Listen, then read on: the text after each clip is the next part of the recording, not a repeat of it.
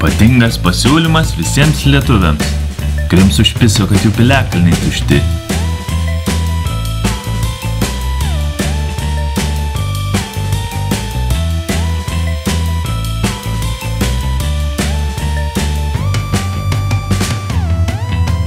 Ypatingas pasiūlymas visoms mergoms ir visiems bičiams, kuriuos užpiso dievai, kurie neleidžia normaliai pasilinksminti ir mylėtis įvairiausiais būdais.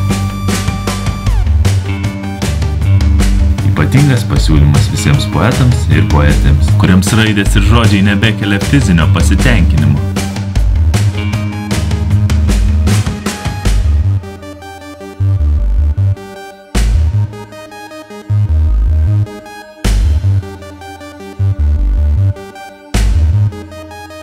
Ypatingas pasiūlymas visiems šamanams ir burtininkėms, kuriems Lietuvoje trūksta nuotykių ir vakarėlių.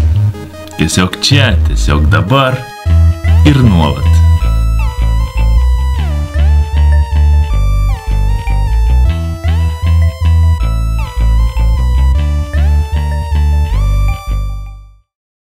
Šamano erdvės atidarymas lapkričio 29 dieną Kupiškio kultūros centre.